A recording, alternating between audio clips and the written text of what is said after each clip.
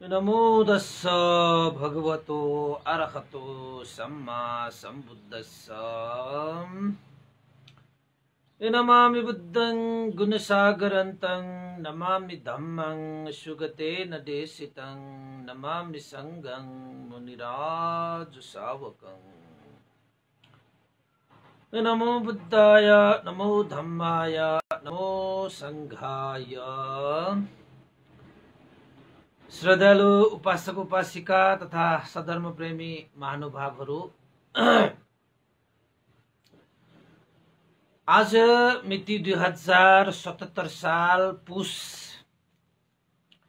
2 गते शुक्रबारको दिन बिहान 9 बजे, हरेक दिन चाहिँ 9 बजे धर्मदेशना लिएर म उपस्थित भइसकेको छु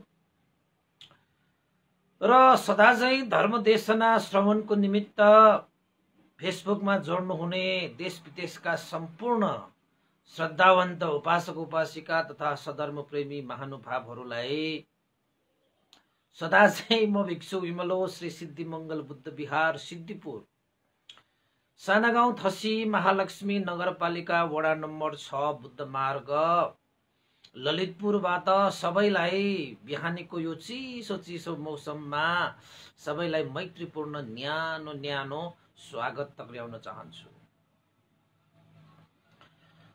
त उपासक उपासिका तथा सधर्म प्रेमी महानुभावहरू, अब त बिस्तारै जाडो पनि हटेर जालान्। घचको सलो आइसकेको छ हैन, जिउ पनि तातिसकेको हुनुपर्छ र देशना पनि अब बिस्तारै हामीले 300 भागमा पुर्याउँदै छौं र आज हाम्रो 298औं भाग हो र 300 भागमा हामीले एउटा भिडियो क्लिप्स बनाएर पब्लिक रिभ्यू पनि बनाउने छौं। त्यसको लागि पनि तपाईहरुले चाहिँ 2-3 मिनेटको भिडियो पठाएर सहयोग गरिदिनु हुन पनि अनुरोध गरे मैले। र देशनाको क्रममा अहिले हामीले 1 हप्ता जति हुन लाग्यो होला हामीले चाहिँ ससाना जातकहरू, किन मैले यो ससाना जातकहरू चाहिँ अहिले सुनाउँदै छु त भन्दाखेरि यो त अब भगवान बुद्धको 45 वर्षको धर्म देशनाको क्रममा नै यो देशनाहरू भएकै हो। पहिला 2-2.5 घण्टा देशना हुँदाखेरि यो ससाना जातकहरूले समय पुग्दैन 2-2.5 घण्टा, त्यसैले मैले पहिला यी जातकहरू भनेन र अहिले चाहिँ हामी करिब 1 घण्टाको देशनाहरू गर्ने क्रममा चाहिँ ससाना जातकहरूले ससाना सन्देशहरू पनि दिने खाले जातकहरूलाई मैले प्रस्तुत गर्दै आइरहेको छु। ती मध्येमा हिजो हामीले एउटा चाहिँ तयोधम्म नामक जातकलाई प्रस्तुत गरे। वीर्य, शौर्य र प्रज्ञा भएका व्यक्तिहरूले शत्रुहरूलाई सजिलैसँग परास्त गर्न सक्छ भन्ने सन्देशमूलक जातक थियो। बोधिसत्व बाँदरको रूपमा जन्म लिनु हुँदाखेरि वीर्य, शौर्य र प्रज्ञाले युक्त भएको कारणले गर्दाखेरि यक्ष पोखरीमा गएर पनि यक्षलाई पनि माट खुवाएर त्यो पोखरीको फूल लिएर आउन सफल भए र अन्तत हिमवन्त प्रदेशमा बाँदरहरूका राजा वादर राज भएर चाहिँ बस्न सफल भए हैन। र यक्ष जस्तो व्यक्तिले पनि बाँदरलाई एक किसिमले सहयोग गरे। यक्षले पनि बाँदरलाई वीर भनेर सम्बोधन गरे आदि इत्यादिको तयोधम्म, यानी कि 3वटा धर्महरू, गुण धर्महरू भनेको वीर्य, शौर्य र प्रज्ञा हैन।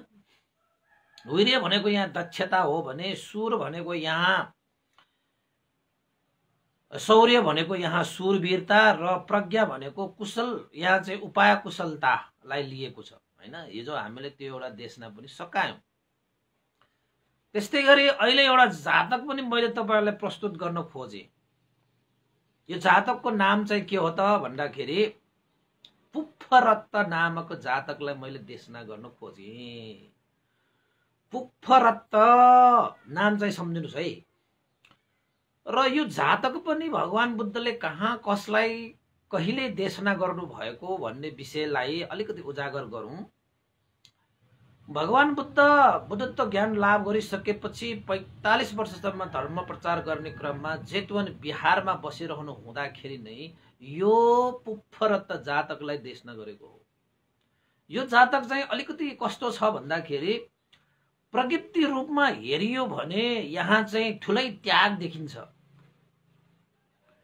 ठुलै प्रेम देखिन्छ, हैन, माया ममता देखिन्छ। तर परमार्थको रूपमा हेर्यो भने यहाँ आसक्ति देखिन्छ। यस्तै किसिमको एउटा जातक चाहिँ मैले यहाँ प्रस्तुत गर्न खोजेको हैन। तपाईहरुले चाहिँ यो अन्तसम्म सुनिदिनु होला। यो किन त भन्दाखेरि मजाको छ। यो जातक चाहिँ सानो छ तर मजाको छ। भगवान बुद्ध जेतवन बिहारमा बस्नु हुँदाखेरि त्यही बिहारमा एकजना भिक्षु थियो, जुन भिक्षु उद्विग्न चित्त भएका भिक्षु, यानी कि भिक्षु भएर पनि बुद्ध शासनमा गर्नुपर्ने शील समाधि प्रज्ञालाई अभ्यास नगरिकन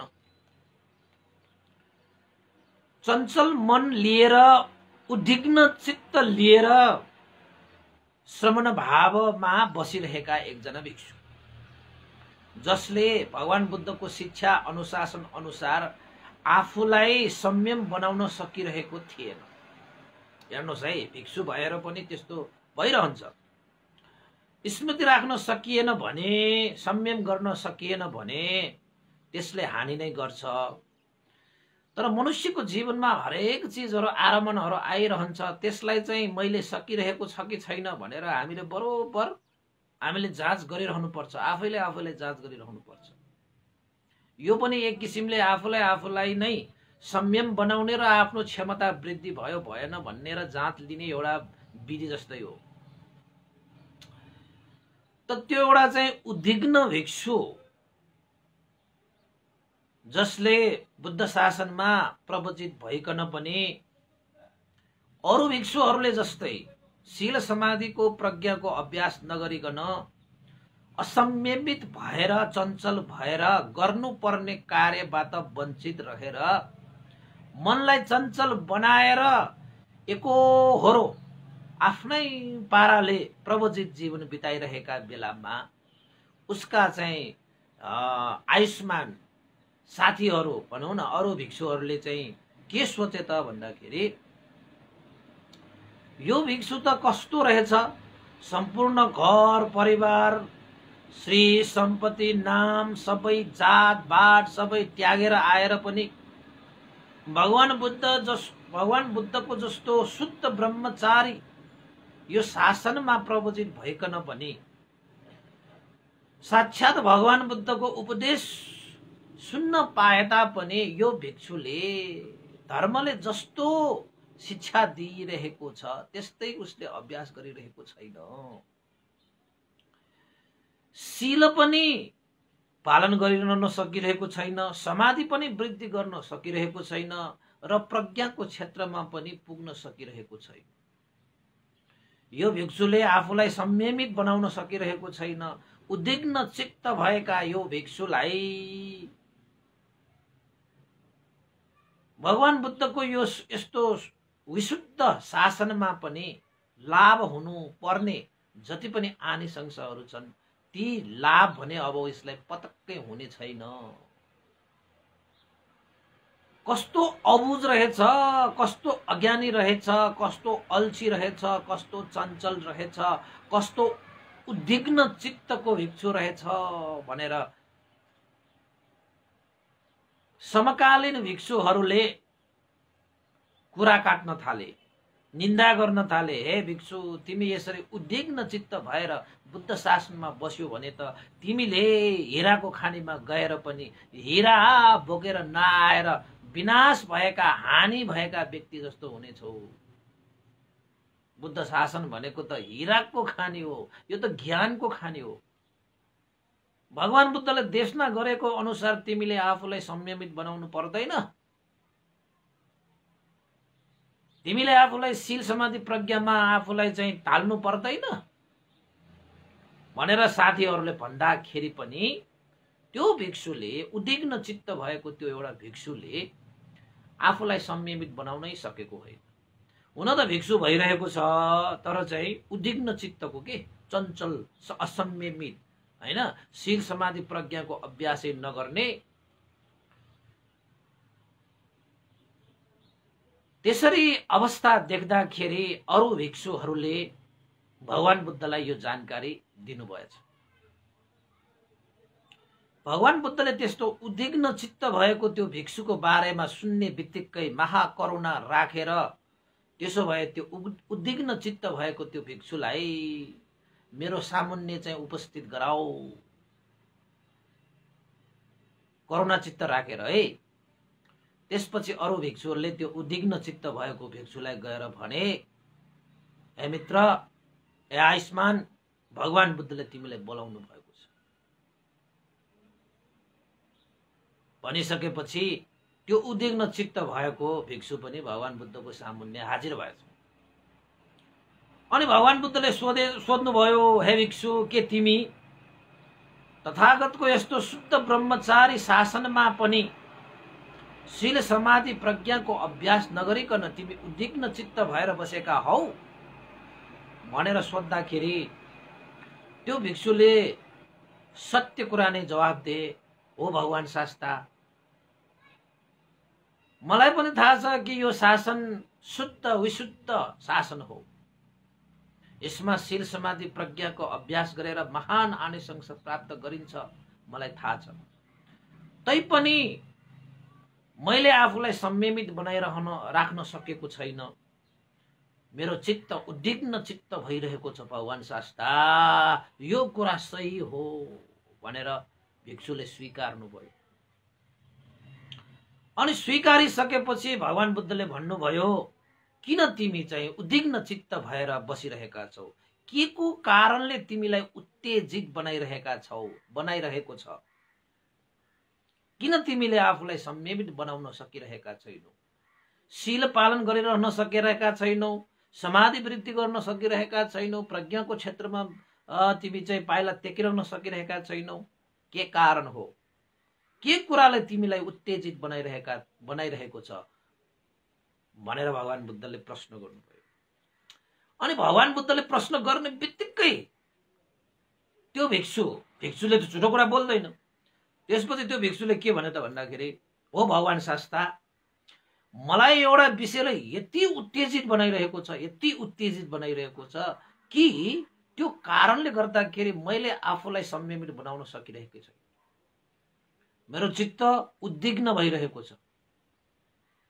के कारणले हे भिक्षु भन त भनेर भनेपछि त्यो भिक्षुले हात जोडेर भगवान बुद्धलाई भने, भगवान शास्ता, म बुद्ध शासनमा प्रवचित हुन आएको भनेको चाहिँ विवाह बन्धनमा बाँडिसकेपछि म भिक्षु बन्न आएको। त्यसको मतलब के हो त भन्दाखेरि ऊ विवाहित भिक्षु, उसको घरमा श्रीमती छ। त्यसैले त्यो भिक्षुले चाहिँ प्रवचित जीवन धारण गरे तापनि आफ्नो पूर्व पत्नी हैन, पूर्व श्रीमतीको सम्झना गरेर बस्ने रहेछ। पूर्व पत्नीको शब्दहरू उसको कानमा गुन्जिने रहेछ। पूर्व पत्नीको सुन्दर रूप लावण्य उसको चाहिँ आँखामा रूपहरू आउने रहेछ। अनि त्यसपछि पूर्व पत्नीले बनाइदिएको त्यो रसहरू, खानाहरू कति स्वादिला हुन्छन् हैन, त्यो खानेकुराहरूको रस मुखमा झुन्डिने रहेछ। अब प्रवचित भइसकेपछि त आफूले मन लागेकै स्वादको खाना खानु पाउँछ भन्ने हुँदैन। त्यो त दादाहरूले चाहिँ हैन, जस्तो चाहिँ दान गरे त्यस्तै चिज खानुपर्ने। प्रवचित भइसकेपछि त उसले त आफूले भने जस्तो खान पाएन। पूर्व श्रीमतीले बनाइदिएको त्यो रस उसको हातमा जादु छ रे। त्यस्तो पनि त्यस्तो स्वादलाई चाहिँ सम्झेर ऊ बसिरहने रहेछ। अब रूपमा पनि आसक्त हुने, गन्धमा पनि आसक्त हुने, रसमा पनि आसक्त हुने हुँदा हुँदा हुँदा हुँदा हुँदा हुँदा भिक्षु त्यो चाहिँ भइकन पनि उसको चाहिँ गृहस्थी जीवनको त्यो पत्नीको स्पर्शसम्म पनि उसलाई याद आएर त्यो भिक्षुलाई चाहिँ चित्त नै उद्विग्न बनाइदिएछ, चञ्चल बनाइदिएछ। शील समाधि प्रज्ञा अभ्यास गर्नमा धेरै बाधा भइरहेको रहेछ। उसले चाहँदा चाहँदा पनि सकिरहेको थिएन, हैन? अनि उसले भने, भगवान शास्ता, मलाई मेरो श्रीमतीको त्यो रूप, त्यो शब्द, त्यो रस, त्यो स्पर्श मलाई बार बार सम्झना आइरहेको कारणले गर्दाखेरि साँच्चैकै मेरो श्रीमती साँच्चैकै सुन्दर, साँच्चैकै मधुर स्वरकी खानी। उसको हातमा त खाना बनाउँदाखेरि यस्तो रस उसले निकाल्न सक्छ।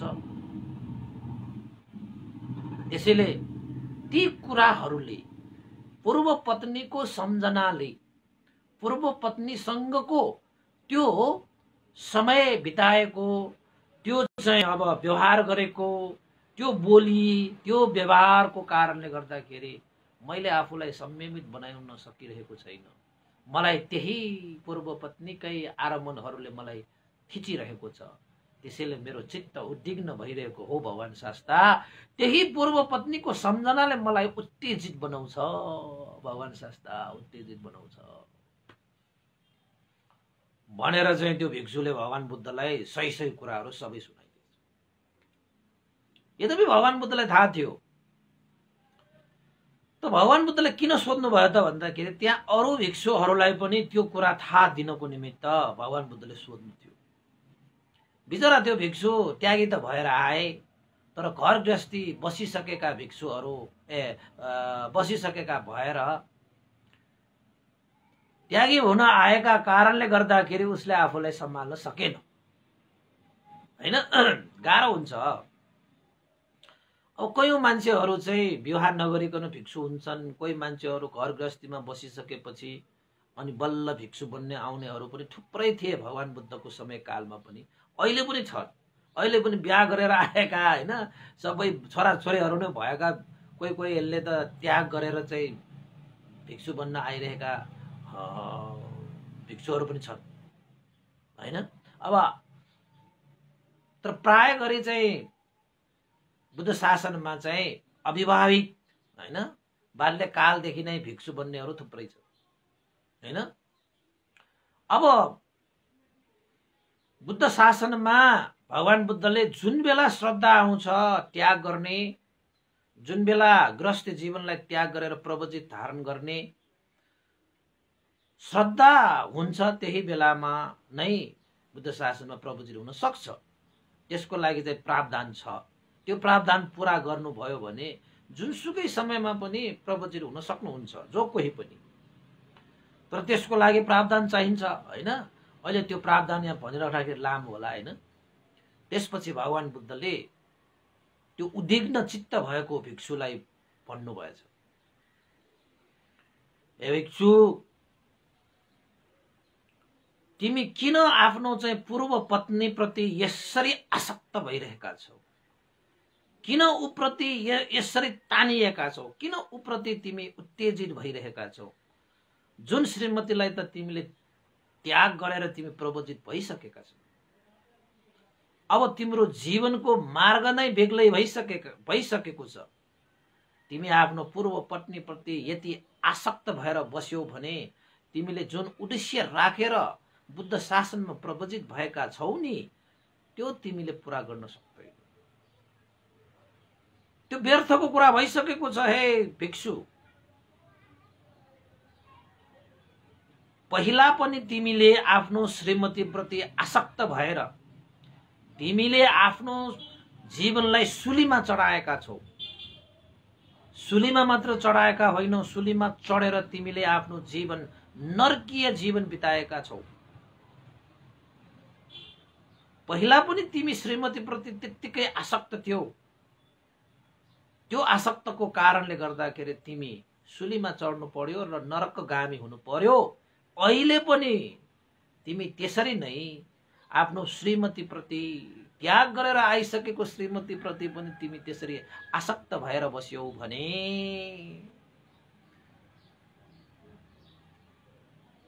उसैमा तिम्रो चित्त उद्विग्न भइरह्यो भने, उत्तेजित भइरह्यो भने तिमीले यो जीवनमा पनि आफ्नो जीवनलाई सुगति र निर्वाणमा पुर्याउन सक्ने छैनौ। जुन काम तिमीले पहिलाको जन्ममा ठुलै गल्ती गरिसकेका छौ आसक्तको कारणले गर्दाखेरि, उत्तेजितको कारणले गर्दाखेरि। हे भिक्षु, कहिले मात्र यो आसक्तबाट उठेर माथि चढेर यस्ता बन्धनबाट मुक्त हुन्छौ? पहिलाको जन्ममा त तिमीले आफ्नो श्रीमती भनेर तिमी आसक्त भयो भनौ, तर अहिले त तिमी श्रीमतीलाई त्यागेर तिमी चाहिँ प्रवजित भइसकेका छौ भने फेरि पूर्व श्रीमतीको कारणले उत्तेजित भएर तिमीले श्रमण जीवनलाई धल्मल्याउनु हुन्न, श्रमण जीवनलाई धमिलो मैलो बनाउनु हुँदैन हे भिक्षु। त्यसैले अप्रमादी भएर, स्मृतिवान भएर, अनासक्त भएर भगवान बुद्धको शासनमा विहार गर भनेर भगवान बुद्धले त्यो भिक्षुलाई चाहिँ उपदेश दिनुभयो है। त्यो उपदेश दिँदै गर्दाखेरि अब त्यो भिक्षुलाई त पूर्व जन्मको कुरा के पनि थाहा थिएन।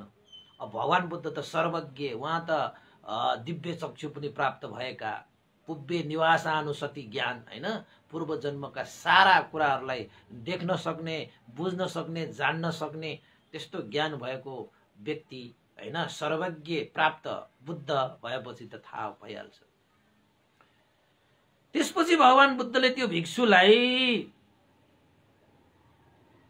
उपदेश दिँदै पहिला त्यो भिक्षु आफ्नो श्रीमती प्रति आसक्त भएको कारणले सुलीमा चढेर नरकगामी भएको कथा देशना गर्नुभयो, जसलाई हामी पुफ्फरत्त जातक भनेर भन्छौँ।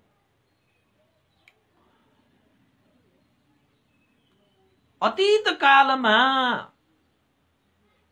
वाराणसीमा ब्रह्मदत्त राजाले राज्य गरिरहेको बेलामा भगवान बुद्ध बोधिसत्वको रूपमा आकाश देवता, आकाशमा उडिरहने देवता भएर जन्म लिनु भएको रहेछ। यो कथा अलिकति राम्रोसँग सुन्नुहोस् है, ठुलै यो चाहिँ यो माया प्रेमको पराकाष्ठ जस्तै हो यो कथा पनि एक किसिमले। अब कसैले चाहिँ प्रगतिमा लियो भने चाहिँ आफूलाई आफ्नो श्रीमतीको लागि त्यत्रो त्याग पनि गरे भन्लान्, तर त्यो चाहिँ त्याग भन्दाखेरि पनि त्यो आसक्तले गर्दाखेरि मान्छेहरूले सही गलत नै छुट्याउन सकिँदैन कि। त्यही आसक्तपनमा डुब्दै गयो भने कसैले पनि त्यहाँ होस राख्न सकिएन भने त्यहाँ चाहिँ डुबिने धेरै सम्भावना हुन्छ। त्यसैले एउटा श्रीमानले श्रीमतीलाई कतिसम्म चाहेको, कतिसम्म रुचाएको, कति प्रेम गरेको, कति त्याग गरेको यहाँ देखिन्छ त्यो आसक्तको कारणले गर्दाखेरि। तर त्यो आसक्तको कारणले गर्दाखेरि उसलाई सुख त भएन, उसलाई त नरकमा पो लग्यो त, उसको जीवन त सुख शान्तिमा बितेन त। अब त्यस्तो आसक्त हुँदै गयो भने त्यसले त लाभ त हुँदैन नि। अब सुन्नुहोस् है, वाराणसीमा ब्रह्मदत्त राजाले राज्य गरिरहेको समयमा बोधिसत्वको रूपमा भगवान बुद्ध आकाश देवताको रूपमा, आकाश मार्गीको रूपमा चाहिँ जन्म लिनु भएको रहेछ। त्यही ब्रह्मदत्त वाराणसीमा कार्तिक महिनामा एउटा ठुलै महोत्सव सम्पन्न हुने रहेछ। यो पनि रात्रि महोत्सव। रातिको समयमा त्यो महोत्सवमा वाराणसीमा भएका जनपदहरू जति पनि छन् उनीहरू त्यो महोत्सवमा कसरी हेर्न आउँछन् त भन्दाखेरि जति पनि आफूहरूसँग हीरा मोती ज्वारलाल पन्ना वस्त्रहरू छन् त्यो महोत्सवमा चाहिँ सबका सबले चाहिँ हैन सजी सजाउ धजी धजाउ गरेर चाहिँ उत्सवमा सहभागी हुन आउँथ्यो। त्यो उत्सव चाहिँ मानव एउटा चाहिँ सजी सजाउ धजी धजाउको प्रदर्शन जस्तै हुन्थ्यो। त्यस्तो एउटा उत्सव चाहिँ वाराणसीमा सम्पन्न भएको हुने रहेछ। कार्तिक महिनामा पर्छ। अनि त्यही वाराणसीमा एउटा गरिब परिवार पनि रहेछ, दरिद्र परिवार पनि रहेछ, दुखी परिवार पनि रहेछ। अब यो जात्रा पात्रा उत्सव महोत्सव आउनु भनेको त धनीहरूको लागि चाहिँ राम्रै होला, तर गरिबहरूको लागि चाहिँ त्यो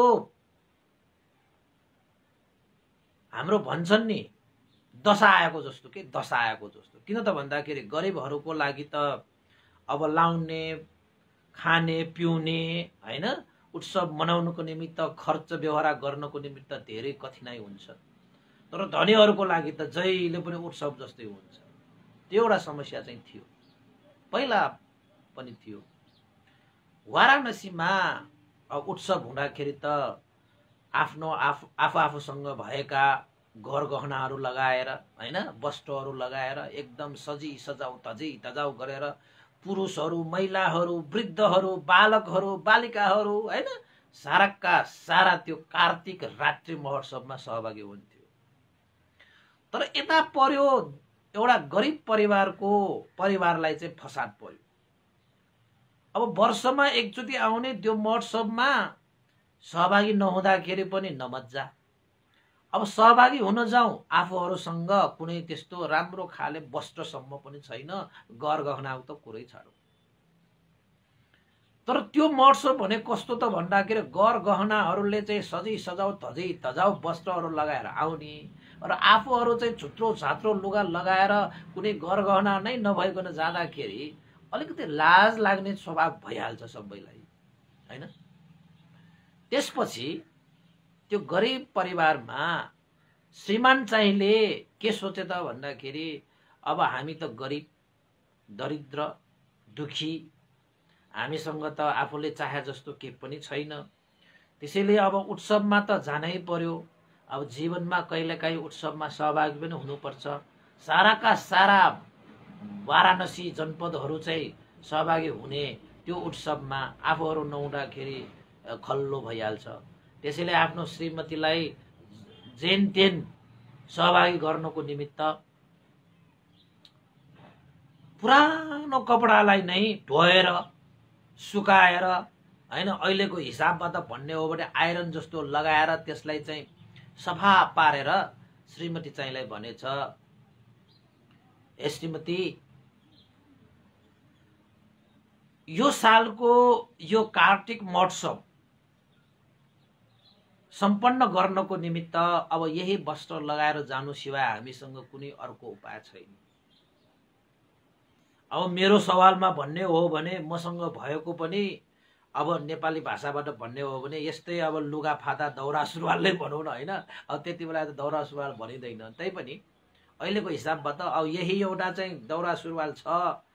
अब यसैलाई धोएर सफा पारेर भए पनि लगाएर हामी दुईजना पनि त्यो कार्तिक महोत्सव रात्रि महोत्सवमा हामी पनि सहभागी हुनु पर्ला। श्रीमान श्रीमतीहरू जोडीहरू मजाले रमझम गर्ने त्यो उत्सव रहेछ। श्रीमान चाहिँले चाहिँ त्यसरी चाहिँ सरसल्लाह गर्दाखेरि श्रीमती चाहिँलाई चाहिँ रिस उठेछ। म त जान्न यस्तो लुगा लगाएर साराका सारा चाहिँ मान्छेहरू चाहिँ त्यहाँ गरगहना लगाएर सजी सजाउ धजी धजाउ गरेर आउँछन्, म भने यस्तो छुत्रो लुगा लगाएर कसरी म कार्तिक महोत्सवमा उत्सवमा चाहिँ म जान सक्छु? मलाई मात्र लाज लाग्दैन? अर्काका श्रीमतीहरूले कसरी चाहिँ गरगहना लगाउँछन् गलामा, आफ्नो शरीरमा कस्ता कस्ता लुगाहरू पहिरेर आउँछन्, मलाई त लाज लाग्छ। म त जान्न, यस्तो पनि जिन्दगी हो भनेर चाहिँ श्रीमती चाहिँले खुर्की लगाउन थाले। हेर्नुहोस् है, त्यसपछि श्रीमान चाहिँले के भन्यो त भन्दाखेरि ए बुढी हैन, ए श्रीमती हैन, अब के गर्छौ त, हाम्रो कर्ममै यस्तो छ त। अब तिमीलाई मलाई सबैलाई थाहै छ कि हाम्रो घरमा कति सम्पत्ति छ, के छ कस्तो छ। आफ्नो सम्पत्ति अनुसार नै हामीले चाहिँ विधि व्यवहार गर्ने त हो नि। जे छ त्यसमै अब सन्तुष्ट हुनु पर्यो। पछि मेहनत गरौँला कमाउला त्यो आफ्नो ठाउँमै छ, तर अहिले त जति छ त्यसमै सन्तुष्ट भएर हामीले चाहिँ यो कार्तिक महोत्सव मनाउनु पर्यो नि त बुढी भनेर चाहिँ भने। अनि श्रीमान चाहिँले भनेछ तिमी त कस्तो बुढा रहेछ, अर्काका श्रीमानले श्रीमतीहरूलाई कसरी चाहिँ गरगहनाहरू बनाइदिन्छ, लुगाहरू लगाइदिन्छ, मेरो श्रीमान भने पुरानै वस्त्र लगाएर जाउ पो भन्दो रहेछ हे भनेर चाहिँ कर्किन थाले। अब तपाईहरुको श्रीमतीहरु कस्तो छ त्यो त थाहा भएन है। अलिकति गरगहना लुगाफाटाहरु लगाउन पाएन भने कर्किन्छ रे। अब ठुलठुला मान्छे मात्र कर्किने होइन, यहाँ त चाहिँ गरिब परिवारमा, दरिद्र परिवारमा, दुखी परिवारमा जन्मिएका ती श्रीमतीले पनि त्यसरी कर्केर देखाइदिए। श्रीमान चाहिँले खुबै सम्झाए, अरूहरूको त छ त उनीहरूले लगाए, हामीहरूको छैन त हामीले लगाउनु हुन्न त। उनीहरूको कर्म अनुसार उनीहरूले पाए, हाम्रो कर्म अनुसार हाम्रो यस्तै छ त, अब के गर्ने। कसरी म तिमीलाई चाहिँ गरगहना दिन सक्छु, कसरी म तिमीलाई लुगाफाटा दिन सक्छु, तिमीलाई थाहा छैन र हाम्रो जीवनको अवस्था कस्तो छ भनेर नाना थरीका कुराले चाहिँ श्रीमानले श्रीमतीलाई सम्झाउन सकुन्जल सम्झाए भनौँ न। तर केटी मान्छे त पर्यो, श्रीमती मान्छे नै पर्यो, कहाँ मान्नेवालामा थियो र उसले त के भने त भन्दाखेरि म त यो कार्तिक उत्सवमा म जाँदै मलाई त यो कार्तिक उत्सवमा चाहिँ सहभागी हुनको निमित्त मलाई त केसरी रङ्गको वस्त्र नै चाहिन्छ। त्यो वस्त्र नलाइकन त म त्यो उत्सवमा जाँदै भनेर भनेछ, घुर्की लगाएछ। अनि श्रीमान चाहिँले के भने त भन्दाखेरि तिमीले आफ्नो जीवनलाई यसो हेर, हाम्रो हैसियत छ र यसरी केसरी रङ्ग लगाएर, वस्त्रमा केसरी रङ्ग लगाएर हामी उत्सवमा सहभागी हुने यस्तो हैसियत हामीसँग छैन नि त। पछि बिस्तारै मेहनत गरौँला, भयो भने तिमीलाई शिरदेखि पाउसम्म चाहिँ गरगहना लगाइदेऊला, लुगाफाटा सजी सजाइ गराइदेऊला। ए बुढी नकराउ, यो साल हामी यसरी नै पुरानै वस्त्रमा हामी चाहिँ उत्सवमा जानु पर्ला भनेर भन्दाखेरि श्रीमती चाहिँले प्रतिकार गरे। यस्तो पनि बुढा, त्यस्तो पनि बुढा, मलाई किन बिहा गरिस्, एउटा श्रीमतीलाई पाल्न नसक्नेले किन बिहा गरेर ल्याइस् भनेर चाहिँ अब त्यस्तै त हो नि, नाना थरीका कुराहरू गर्न थाले। अब श्रीमान चाहिँलाई अब श्रीमतीले त्यसरी चाहिँ एउटा चाहिँ हेपा प्रविधिले त्यसरी भन्दाखेरि त श्रीमानलाई पनि मैले अब के गर्दाखेरि तिम्रो इच्छा पुरा हुन्छ त, अब छँदै छैन, हुँदै हुँदैन भने तिमीलाई मैले मासु काटेर तिमीलाई चाहिँ केसरी रङ्ग लगाइदिनु पर्यो त्यो वस्त्रमा भनेर भने। हुनै नसकिने, गर्नै नसकिने त्यस्तो कार्यमा पनि तिमीले त्यसरी चाहिँ ढिप्पी गरेर हुन्छ भनेर चाहिँ श्रीमान चाहिँले भन्दाखेरि श्रीमती चाहिँले के भने त भन्दाखेरि इच्छा मात्र भए कस्ता कस्ता कुराहरू त पुरा हुन्छ। तिमी बुढाले आफ्नो श्रीमतीको एउटा इच्छा नै पुरा गर्न नचाहने, इच्छा मात्र गर्यो भने कस्ता कस्ता पुरा गर्न सक्छ मान्छेहरूले, तिमी चाहिँ गर्न सक्दैनौ भनिरहेका छौ। किन सक्दैन, इच्छा मात्र गर न तिमी भनेर भन्यो। अनि बुढा चाहिँले पनि श्रीमान चाहिँले पनि के सोचे त भन्दाखेरि त्यसो भए इच्छा गरे ल, मैले तिमीलाई केसरी रङ्ग लगाएर त्यो वस्त्रमा केसरी रङ्ग लगाएर कार्तिक त्यो उत्सवमा सहभागी हुने मैले इच्छा गरे। केसरी रङ्ग भनेको त्यस्तो दुर्लभ रङ्ग, जुन रङ्ग भनेको फूलहरूबाट बनाइने रङ्ग हो कि त्यो केसरी रङ्ग भनेको रातो कलरको रङ्ग। त्यो केसरी रङ्ग लगाएर वस्त्रमा केसरी रङ्ग लगाएर त्यो उत्सवमा जान पायो भने त्यति बेला ठुलै महान त्यो चाहिँ लुगा लगाएको ठहरिन्छ कि। त्यो रङ्ग लगाउनलाई के गर्नुपर्छ त भन्दाखेरि फूलहरू टिपेर, केसरी फूलहरू टिपेर त्यो फूलबाट बनेको त्यो रङ्गमा कपडा चाहिँ डुबाएर रङ्ग लगाउने के कपडामा, अनि त्यही केसरी रङ्ग रातो हुन्छ। अनि रातो रङ्ग भएको त्यो लुगा लगाएर अनि उत्सवमा जाने इच्छा गरेको रहेछ त्यो श्रीमती चाहिँ। अनि त्यसपछि त्यो श्रीमान चाहिँले अब त्यो केसरी फूल कहाँ पाइन्छ, अब केसरी फूलको सामर्थ्य हामीसँग छैन, कसरी म तिमीलाई इच्छा मात्र गरेर त मैले पुरा गर्न सक्छु, ल मैले इच्छा गरे कसरी हुन्छ पुरा भनेर भनिसकेपछि श्रीमती चाहिँले के भने त भन्दाखेरि इच्छा गर्यो भने सबै कुराहरू पूरा गर्न सकिन्छ। अहिले तिम्रो चाहिँ आँगनमा केसरी फूल नभए पनि ब्रह्मदत्त राजाको उद्यानमा केसरी फूल छ नि भनेर भनेछ। अनि चाहिँ श्रीमान चाहिँले के भनेछ त भन्दाखेरि अब ब्रह्मदत्त राजाको उद्यानमा केसरी फूल भएर हामीलाई के, हाम्रो आँगनमा हाम्रो बगैँचामा भए पो, हाम्रो बारीमा भए पो त्यसको अर्थ हुन्छ। अब ब्रह्मदत्तको राजाको उद्यानमा केसरी फूल भएर हामीलाई के फरक पर्छ र बुढी भन्दाखेरि श्रीमती चाहिँले के सोचे त भन्दाखेरि आफ्नो श्रीमतीको लागि श्रीमानहरूले के गरेर गए, तिमीले साँच्चैकै मलाई कार्तिक उत्सवमा केसरी फूलको रंग लगाएर वस्त्र सजै सजाउ गरेर लाने साँच्चैकै इच्छा गरेको कि मलाई फकाउनको लागि मात्र भनेको? साँच्चैकै इच्छा चाहिँ छ मसँग। त्यसो भए रातिको प्रहर राजाको त्यो उद्यानमा गएर केसरी फूल चोरेर ल्याएर भयो भने त्यो केसरी फूलको रंग लगाएर म कार्तिक उत्सवमा सहभागी हुने इच्छा मलाई छ। त्यसैले आफ्नो श्रीमतीको इच्छा पूरा गर्ने हो भने तिमीले जसरी भए पनि त्यो ब्रह्मदत्त राजाको उद्यानको त्यो केसरी फूललाई लिएर मलाई यो वस्त्रमा चाहिँ रंग लगाएर आफ्नो श्रीमतीलाई केसरी रंगको लुगा सजी सजाउ गरेर हामी दुईजना अनि अंगालेर त्यो उत्सवमा जाउँला। अब अंगालेर भन्ने कि अब के भन्ने, त्यो पाटिनाउने भन्छ नि त नेवारी भाषाबाट, हैन? त्यो काँधमा हात राखेर मजाले, हैन, भनेर भनेछ। तर श्रीमान चाहिँले के भनेछ त भन्दाखेरि ए बुढी तिमीले कस्तो इच्छा गरेको,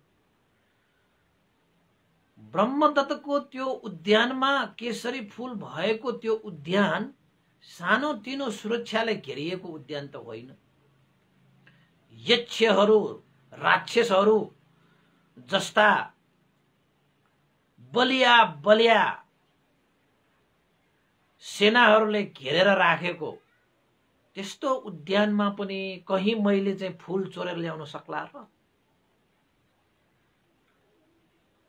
त्यो त सम्भवै छैन। तिमीले कस्तो इच्छा गरेको भनेर भनेछ। श्रीमती चाहिँले के भनेछ? सम्भव असम्भव भनेको त आफूमा निर्भर पर्ने हो।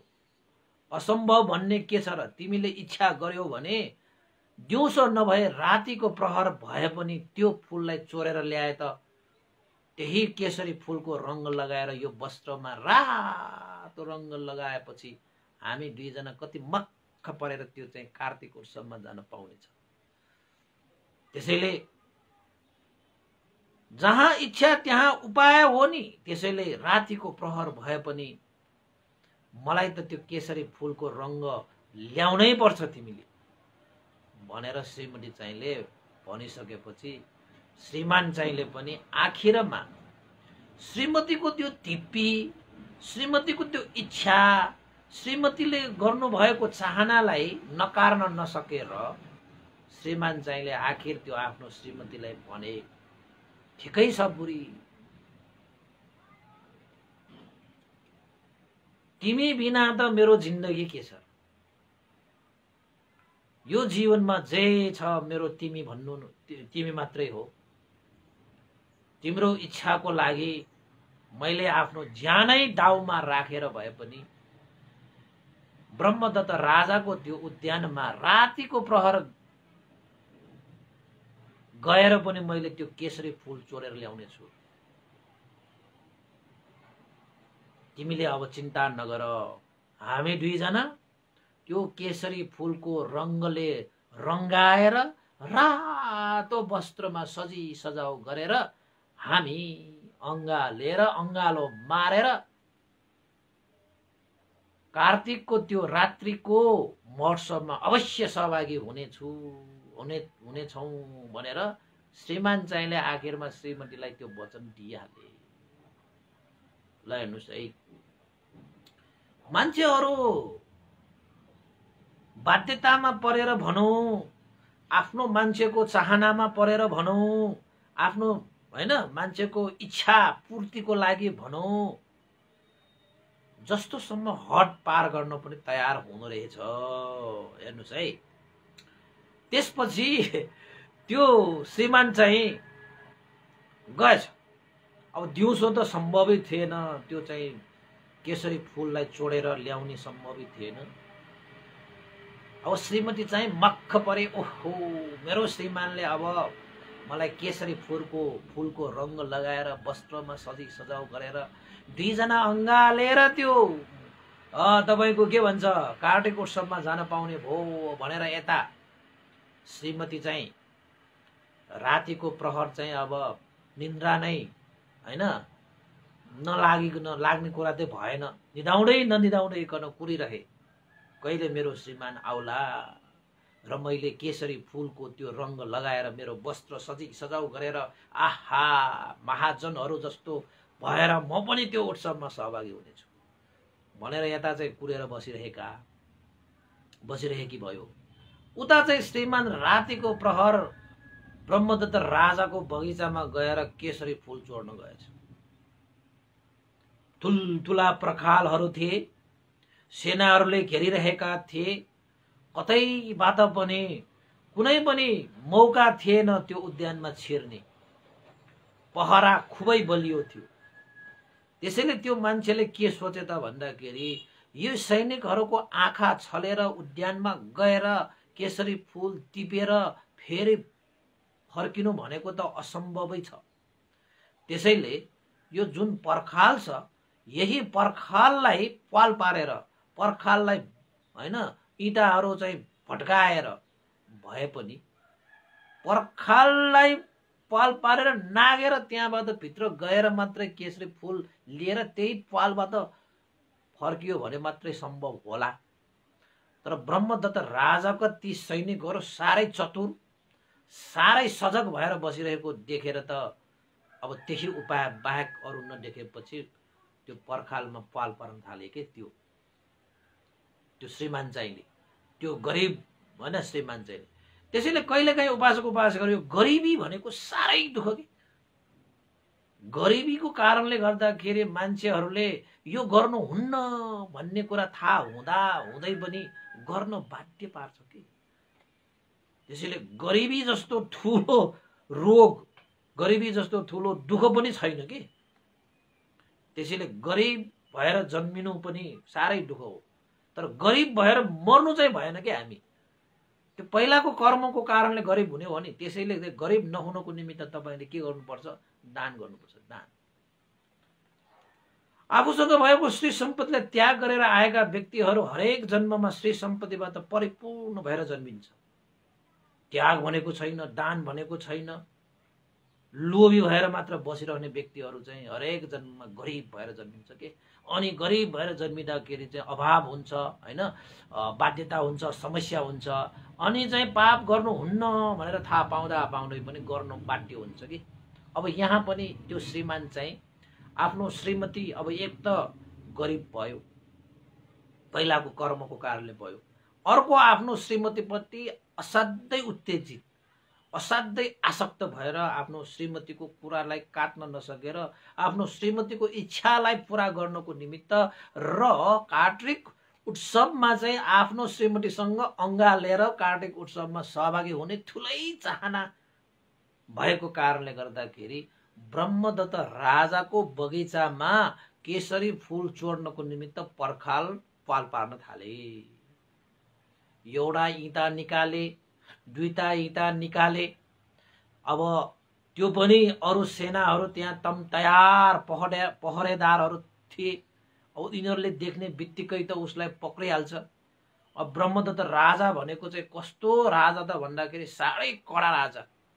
कुनै अपराध गर्यो भने मृत्युदण्ड हैन, सुलीमा चढाइदिने। त्यस्तो दण्ड दिन्थ्यो हैन। त्यसपछि अब त्यस्तो एउटा चाहिँ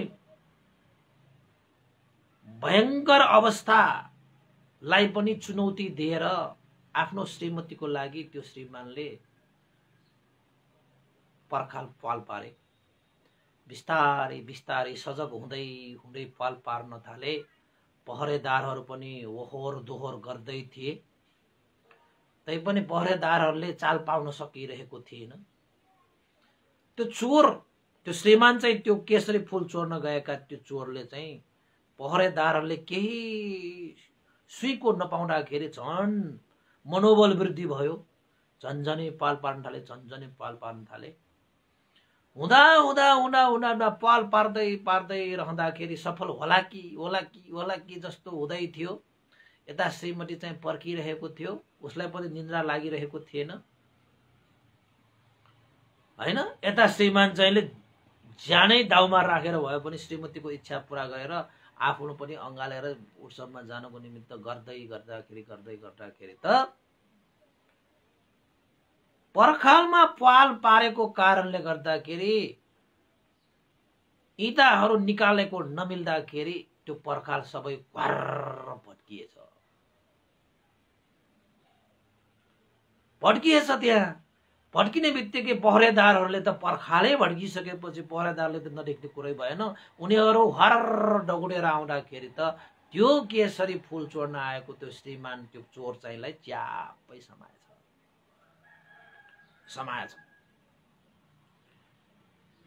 यतापट्टि श्रीमती भने अब मेरो श्रीमानले मलाई केसरी फूल ल्याएर मलाई रंग लगाएर वस्त्र लगाएर सजै सजाउ धजै धजाउ गरेर चाहिँ काटेको उत्सवमा सहभागी हुन पाउने भयो भनेर मक्ख परिरहेको यता श्रीमानलाई चाहिँ पहरेदारले समाएर ब्रह्मदत्त राजाको सामुन्ने हाजिर गराएछ। किन ल्याएको यसलाई? महाराज, यसले तपाईको केसरी उद्यानमा केसरी फूल चोर्नको निमित्त पर्खाल भड्काएर चोर्नको निमित्त तम तयार भइरहेको बेलामा रंगै हात यसलाई हामीले पक्रेका हौं भनेर भनेछ। ब्रह्मदत्त राजाको कानुनमा साह्रै कडा छ। कुनै पनि त्यसरी चाहिँ राज्यप्रति कुनै अपराध गरियो भने त्यसलाई चाहिँ सुली चढाउने। त्यसपछि ब्रह्मदत्त राजाले सोधेछ, के तिमीले साँच्चैकै मेरो केसरी बगैँचामा पर्खाल भड्काएर केसरी फूल चोर्न आएका हौ? भनेपछि त्यो मान्छेले पनि अब सत्य कुरा भन्नै पर्यो। हो महाराज, मैले चाहिँ केसरी फूल चोर्नको निमित्त पर्खाल भड्काएको। त्यसो भए तिमीले राज अपराध गरेका छौ, लगेर यसलाई भोलिको दिन सुलीमा चढाएर यसलाई चाहिँ मृत्युदण्ड दिइदियो भनेर चाहिँ ब्रह्मदत्त राजाले आज्ञा गरेछ। अब ब्रह्मदत्तको राजाको आज्ञा पाइसकेपछि ती चाहिँ सेनाहरूले पनि त्यसलाई च्याप्प समाएर भोलिको दिन उत्सवको दिन थियो। तर यता श्रीमती चाहिँ अब श्रीमान आउला, रंग लगाउला, वस्त्र लगाएर जाउला भनेर कुरेर बसिरहे। यता श्रीमानलाई चाहिँ सेनाहरूले चाहिँ पाता कसेर जुन ठाउँमा चाहिँ अपराधीहरूलाई सुली चढाउँदथ्यो त्यही ठाउँमा पाता कसेर सेनाहरूले सिक्रीले बाँडेर लगिरहेको रहेछ। अब के को अब कार्तिक उत्सव हुनु, त्यहाँ त चाहिँ मृत्युको उत्सव हुन लागिसक्यो। अब के को कार्तिक उत्सव? त्यसपछि सुलीतिर लगेछ। लगिसकेपछि सारा मान्छेहरूले पनि देखेछ। कहाँ केसरी रंगको वस्त्रलाई सबैले देखोस् भनेर चाहेको त्यो मान्छेलाई त सबैले हातमा सिक्रीले बाँडेर पाता कसेर ल्याएको पो देखाउनु पर्यो त। त्यस्तो चाहिँ तृष्णाको कारणले, आसक्तको कारणले हैन। त्यसपछि सुली चढाउने ठाउँमा पुगेछ। सुली चढाउने ठाउँमा पुगिसकेपछि सेनाहरूले पनि कुनै त्यस्तो केही अबेर नगरिकन त्यो चोर श्रीमान चाहिँलाई सुलीमा चढाएछ। जिउमा सुलीले घोचेर माथि झुन्ड्याएछ, सुलीमा चढाएछ।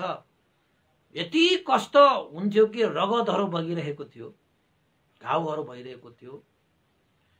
अनि सुलीमा चढाएर ती सेनाहरू पनि फर्किने रहेछ। त्यो सुलीमा छटपटिएर मान्छेहरू मर्ने रहेछ, रगतहरू बगेर त्यो मान्छेहरू त्यहाँ मर्ने रहेछ। सुलीमा चढेका कोही पनि त्यस्ता अपराधीहरू बचेको कुनै रेकर्डै छैन। अब यो मात्र कसरी बच्छ? सेनाहरू त गएछ, सुली चढाएछ। सुलीमा चढाइसकेपछि रगतै रगत आइसकेपछि कागहरू छन् नि, उडेर आएर त्यो सुलीमा चढिरहेको त्यो श्रीमान चाहिँ त्यो चोरको टाउकोमा बसेर कागहरूको त्यो चुच्चोले त्यो मान्छेको आँखामा ठुगेर आँखा खान खोजिरहेको। ल तैपनि अब हातमा पनि सुलीले घोचिरहेको छ, खुट्टामा पनि सुलीले घोचिरहेको छ, जिउमा पनि सुलीले घोचिरहेको छ। सुलीमा चढ्नु भनेको त सानोतिनो होइन नि उपासक उपासिकाहरू। रगत बगिरहेको छ, कागहरूले आँखामा ठुगिरहेको छ, आँखा निकालेर खाइरहेको छ। तर त्यति बेला सुलीमा चढेका ती श्रीमान चाहिँले के शब्दहरू बरबराए त भन्दाखेरि, मलाई यो सुलीमा चढ्नुमा कुनै दुःख छैन, मेरो शरीरमा भएको यो रगतहरू बगिरहँदा पनि मलाई केही दुःख भएन। यद्यपि मेरो शिरमा बसेर कागहरूले मेरो आँखा ठुगेर खाइरहँदाखेरि पनि त्यो पीडाले मलाई केही पनि छैन। मलाई यति पीडा भइरहेको छ कि आजको यो कार्तिक उत्सवमा मेरो श्रीमतीसँग केसरी फूलको रंग सजाएर लगाएर आफ्नै श्रीमतीसँग अंगालेर केसरी रंगको वस्त्र लगाएर कार्तिक उत्सवमा सहभागी हुन नपाउनु नै मेरो लागि सबभन्दा दुःखको कुरा भइरहेको छ। मलाई यो सुलीमा चढ्नुको दुःख भन्दा त श्रीमतीसँग अंगालेर कार्तिक उत्सवमा सहभागी हुन नपाउनु ठुलो दुःख हो। मेरो यो शरीरको रगतहरू बगिरहेको भन्दा पनि मेरो श्रीमतीसँग अंगालेर म चाहिँ कार्तिक उत्सवमा सहभागी हुन नपाउनु नै मेरो लागि ठुलो दुःख हो। मलाई यो कागहरूले मेरो टाउकोमा टेकेर मेरो आँखाहरू ठुगेर चाहिँ उनीहरूले खाइरहेको दुःख भन्दा पनि मेरो श्रीमतीसँग कार्तिक उत्सवमा अंगालेर केसरी रंगको वस्त्र लगाएर सहभागी हुन नपाउनु नै मेरो लागि दुःख हो, मेरो लागि दुःख हो। मेरो श्रीमती अहिले के गर्दै होली? मेरो श्रीमतीले मलाई कुर्दै होली केसरी रंग लिएर, केसरी फूलहरू लिएर आउला र केसरी रंग बनाएर त्यो वस्त्रमा लगाउला भनेर कुर्दै होली। मलाई यो सुलीमा चढेको, रगत बगेको र कागले आँखा ठुगेर खाएको मलाई केही दुःख छैन। श्रीमतीसँग अंगालेर त्यो कार्तिक उत्सवमा सहभागी हुन नपाउनु मेरो लागि सबभन्दा ठुलो दुःख हो भन्दै त्यो सुलीमा बसेर त्यो त्यसरी त्यो बर बराउन थाले रे। आफ्नो श्रीमतीको आसक्तपन, आफ्नो श्रीमती प्रतिको तृष्णा हैन, आफ्नो श्रीमती प्रतिको त्यो चाहिँ चाहनाले पूरा गर्नको निमित्त उसले चाहिँ ठुलै मनदेखि त्यस्तो चाहिँ यो एउटा चाहिँ तृष्णा जाहेर गरेको त्यो शब्दहरू चाहिँ। अब कहीं सुलीमा चढ्नु कति दुःख हुन्छ, रगतहरू बगिरहनु कति दुःख हुन्छ, काले आँखा ठुगिरहनु कति दुःख हुन्छ। तर उसलाई त्यो के पनि दुःख होइन रे। मेरो लागि मेरो श्रीमतीसँग अंगालेर केसरी रंगको वस्त्रले सजाएर मेरो श्रीमतीलाई कार्तिक उत्सवमा सहभागी गर्न नपाउनु चाहिँ मेरो लागि सबभन्दा ठुलो दुःख हो भन्दै बर बराउँदै आखिरमा त्यो केसरी फूल चोर श्रीमान चाहिँ त्यही सुलीमा मरेछ, बितेछ।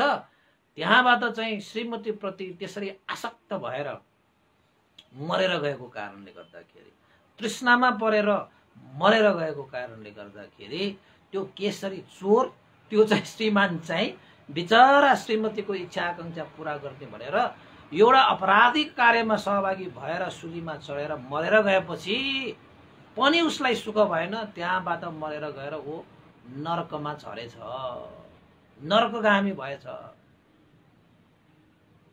नरकमा झरेर पनि साह्रै दुःख कष्ट सहनु पर्यो उसले। किन त भन्दाखेरि तृष्णामा परेर अपराध गरेर त्यो मरेको कारणले गर्दाखेरि आखिरमा उसको जीवन बाँचिरहँदाखेरि पनि सुख शान्ति भएन। उसलाई दुखी मान्छे, गरिब मान्छे, दरिद्र मान्छे जन्मिँदाखेरि पनि दुखी, दरिद्र र गरिब, मर्दाखेरि पनि दुखी, दरिद्र र गरिबी भएर मर्यो।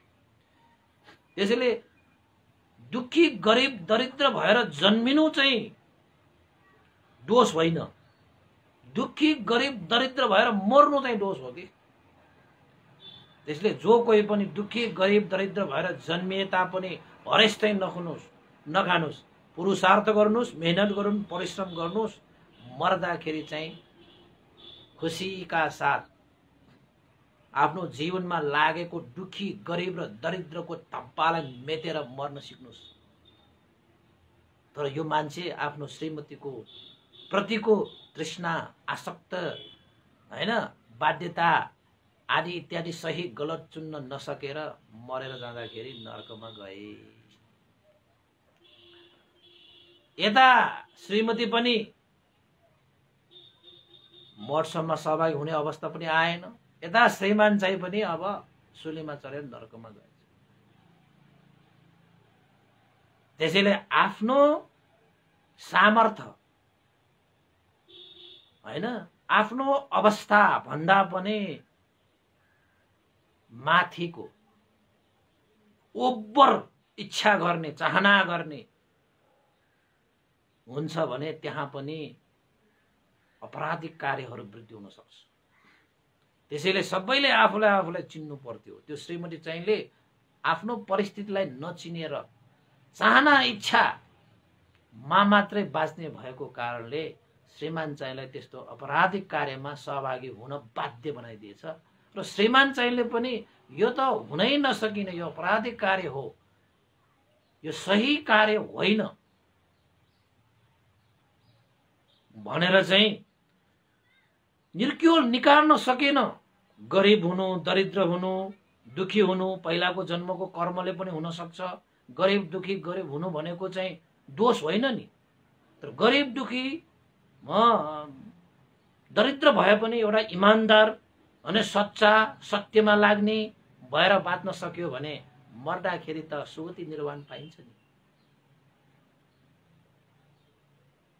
तर त्यो गरिब दरिद्र, त्यो दुखी परिवारले त्यसो गर्न सकेन। आखिरमा अपराधिक कार्यमा सहभागी हुनु पर्ने भयो र अन्तिम अवस्थामा त्यस्तो भयो। भगवान बुद्धले त्यो अवस्थामा, त्यो परिस्थिति सबै देखिरहने एकजना आकाश मार्गी देवता, आकाशमा उड्ने देवताले त्यो सम्पूर्ण कुराहरू हेरिरहेको थियो, सबै कुराहरू देखिरहेको थियो। त भगवान बुद्धले जेतवन बिहारमा त्यो उद्विग्न भएको त्यो भिक्षुलाई भने, हे भिक्षु, त्यति बेलाका त्यो श्रीमान चाहिँ जसले आफ्नो श्रीमतीको इच्छा पूरा गर्नको निमित्त यो गलत कार्य हो भनिरहँदाखेरि पनि उसले अन्तस त्यो अपराधिक कार्य गरेर सुलीमा चढेर रगत बगाएर त्यो कागले ठुगेर आँखा खुवाउनु पर्यो र मरणपछि नरकगामी हुनु पर्यो। त्यो अरू कोही होइन, हे भिक्षु, पहिलाको जन्ममा तिमी नै थियौ। त्यति बेला पनि तिमीले आफ्नो श्रीमती प्रतिको आसक्ता, हैन, आसक्तिपन, तृष्णाको कारणले गर्दाखेरि तिमीले ठुलै अपराध गरेर तिमी नरकगामी भएर दुःख भोग्नु पर्यो। त्यति बेलाका त्यो श्रीमती अहिलेको तिम्रो श्रीमती पनि त्यति बेलाका श्रीमती नै हो। र त्यो आकाश मार्गी जसले चाहिँ त्यो सम्पूर्ण घटनाहरू चाहिँ यथाभूत रूपमा देखिरहेका थिए, त्यो देवता अरू कोही होइन, म नै थिएँ। त्यति बेला म देवता भएर जन्मिएर ती सम्पूर्ण घटनाहरू मैले खुद आफ्नै आँखाले देखेको। हे भिक्षु, त्यसैले त्यति बेला तिमीले आफ्नो श्रीमतीको इच्छा चाहना सही गलत नै छुट्याउन नसकेर तृष्णा र आसक्तमा परेर तिमीले राजाको बगैँचामा पनि पर्खाल भट्काएर चोरी कार्य गरेर अपराधिक दण्डको रूपमा सुली चढ्नु पर्यो। तिम्रो इच्छा पूरा भएन, त्यहाँ पनि तिमीले आफ्नो श्रीमतीसँग अँगालेर केसरी रङ्गको रातो वस्त्र लगाएर कार्तिक उत्सवमा सहभागी हुने इच्छा पनि तिम्रो पूरा भएन। त्यो कार्य, त्यो मार्ग सही थिएन। त्यति बेलाका तिम्रा श्रीमती अहिलेका श्रीमती नै हुन्। अहिले पनि हे भिक्षु, तिमी आफ्नो श्रीमती प्रति यसरी आसक्त भइरह्यो भने, तृष्णामा परिरह्यो भने, उत्तेजित भयो भने, उद्विग्न चित्त लिएर बस्यौ भने तिमीले निर्वाण जस्तो महोत्सवमा सहभागी हुन पाउने अवसर पनि तिमीले अहिले पनि गुमाउनेछौ। जुन निर्वाण रूपी महोत्सवमा सहभागी भइसकेपछि अरू कुनै पनि महोत्सवमा सहभागी हुनु पर्दैन। यस्तो मार्ग प्राप्त गरिकन पनि तिमी पहिला पनि त्यसरी नै अज्ञानताको कारणले गर्दाखेरि सुलीमा चढेर तिमीले आफ्नो जीवन नरकीय बनाउनु पर्यो। अहिले पनि तिमी आफ्नो श्रीमती प्रति तृष्णामा लिप्त भएर, आसक्त भएर, उत्तेजित भएर, उद्विग्न भएर बस्यौ भने यस्तो महान आनिसंसले भराव भएको बुद्ध शासनमा आफ्नो प्रवचित जीवनलाई तिमीले सफल बनाउने छैनौ। त्यसैले पूर्व श्रीमती तिमीले त त्याग गरेर आइसकेका छौ। अहिले त तिमी श्रमण जीवन बिताइरहेका छौ। शील समाधि प्रज्ञाको मार्गमा छौ। जुन शील समाधि प्रज्ञाको मार्ग सम्पूर्ण दुःखबाट मुक्त गरेर निर्वाण धर्मलाई प्राप्त गर्ने, त्यस्तो मार्ग प्राप्त हुँदा हुँदै पनि तिमी किन आफ्नो पूर्व पत्नी प्रति यसरी चाहिँ उद्विग्न हुन्छौ, उत्तेजित हुन्छौ, आसक्त हुन्छौ, तृष्णामा पर्छौ?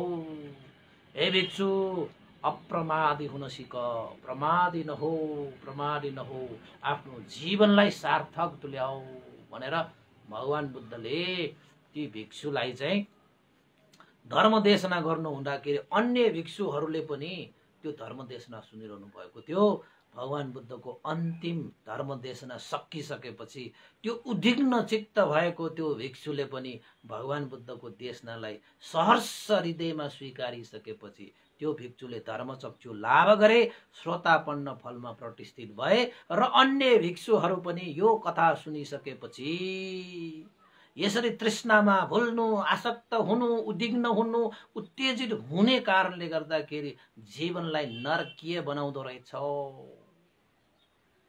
भनेर सबै भिक्षुहरूले थाहा पाइसकेपछि अरू भिक्षुहरू पनि श्रोतापन्न फलमा प्रतिष्ठित भए, धर्मचक्षु लाभ गरी लिए। उपासक उपासिकाहरू, अब तपाईहरूले चाहिँ कस्तो ज्ञान लिनुभयो? यो एक किसिमले चाहिँ आफ्नो श्रीमती प्रतिको माया प्रेमको कारणले गर्दाखेरि आफ्नो ज्यान सुलीमा चढाउँदाखेरि पनि त्यो दुःख लागेन उसलाई। आफ्नो श्रीमतीले भनेको इच्छालाई पूरा गर्न नसक्दाखेरि उसलाई त्यो नै सबभन्दा ठुलो दुःख लाग्यो। त्यसैले मान्छेहरू अज्ञानी भयो भने दुःखलाई पनि दुःख भनेर जान्दैन, सुखलाई पनि सुख भनेर चिन्दैन, अनि मात्रै हो मान्छेहरू भुलभुलियामा पर्ने। दुःखलाई पनि दुःख भनेर नजान्ने सबभन्दा ठुलो दुःख के, सुखलाई पनि सुख भनेर नजान्ने सबभन्दा ठुलो दुःख के। त्यसैले यो तृष्णा, यो आसक्त, यो उत्तेजित, यो उद्विग्न चित्तको कारणले गर्दाखेरि मान्छेलाई कहिले लाभ हुँदैन, मान्छेलाई कुनै कारणले पनि मङ्गल हुँदैन, कल्याण हुँदैन। यसले विनाशै पार्छ, यसले चाहिँ नरकगामी नै बनाउँछ भन्ने यो सन्देशमूलक है। यो कथालाई प्रज्ञप्ति रूपमा हरेक चिजमा पनि लान सकिन्छ, तर भगवान बुद्धको यो जातकमा चाहिँ पुफरत जातक, जुन जातकले चाहिँ कुनैमा पनि आसक्त भएर गलत काम गर्नुहुन्न, कुनैमा पनि तृष्णामा परेर अपराधिक कार्य गर्नुहुन्न, कसैले चाहना गरे, इच्छा गर्यो भन्दैमा आफ्नोले चाहना गरे, आफैले चाहिँ इच्छा गर्यो भन्दैमा आफूलाई नै तल्लो स्तरमा लगेर अपराधिक कार्यमा सहभागी भएर आफैले आफूलाई विनाश पार्ने, आखिरमा त्यो मान्छे सुलीमा चढ्दाखेरि श्रीमतीले सुलीमा के बचाउन आयो र? उसले गरेको अपराधको उसले चाहिँ भागी बन्यो र? बनेन नि। श्रीमतीले कहाँ भागी गर्छ र? जसले कर्म गर्यो उसले नै भोग्नुपर्छ। त्यसैले चाहिँ आफ्नो पनमा आसक्त भएर अपराधिक कार्य गर्नुभयो भने त्यो आफैले भोग्नुपर्छ। त्यसैले बुवा आमाहरू छोराछोरीहरूको लागि ठुलै अपराध गर्न पनि पछि हट्दैन। छोराछोरीहरूको लागि त हो भनेर नाना थरीका विभिन्न चाहिँ अपराधिक कार्यहरूमा सहभागी भएर चाहिँ छोराछोरीलाई सुख दिन चाहन्छन्। त्यसरी चाहिँ अपराधिक कार्यमा सहभागी भएर छोराछोरीलाई सुख दिनु त्यो पनि गलत हो। छोराछोरीलाई सुख दिनुपर्छ हो, तर सही काम गरेर, इमान्दार भएर, निष्ठावान भएर हामीले छोराछोरीलाई सुख दिनुपर्छ, आफ्नो श्रीमान श्रीमतीलाई सुख दिनुपर्छ। तर अपराधिक गलत कार्यमा परेर चाहिँ सुख दिँदाखेरि त्यो सुखले तपाईँलाई नै पोल्छ। त्यसरी चाहिँ हुँदैन भन्ने विषयलाई उजागर गर्ने एउटा जातक मैले तपाईँहरूलाई चाहिँ प्रस्तुत गरेँ। यो जातक सुनिसकेपछि भिक्षुहरू त श्रोतापन्न भए। हेर्नुहोस्, अब हाम्रा उपासक उपासिकाहरूले चाहिँ के भयो होला, कसो भयो होला, साँच्चैकै यस्तो तृष्णाले चाहिँ परेर मान्छेहरूले हैन धेरै अपराधहरू गर्ने रहेछ। श्रीमतीको कारणले, छोराछोरीको कारणले, हैन कुनै बेलामा चाहिँ बुवाको कारणले, आमाको कारणले, दाजुभाइको कारणले, इष्टमित्रको कारणले, साथीभाइको कारणले गर्दाखेरि उसप्रति आसक्त भएर, तृष्णा भएर, अट्टभाव राखेर चाहिँ मान्छेहरूले चाहिँ अपराधिक कार्य पनि गर्छन् र छोप्छन् पनि। त्यो सबभन्दा डरलाग्दो अपराध हो। किन त भन्दाखेरि त्यस्ता कार्यले तपाईँको जीवन बाँचुन्जेल पनि सुख शान्ति दिँदैन र मर्दाखेरि पनि सुलीमा चढेर मरे जस्तो मरेर जानुपर्छ। मरिसकेपछि पनि सुख हुँदैन। मरिसकेपछि पनि उसको गति के हुन्छ? नरकमा उसको गति हुन्छ।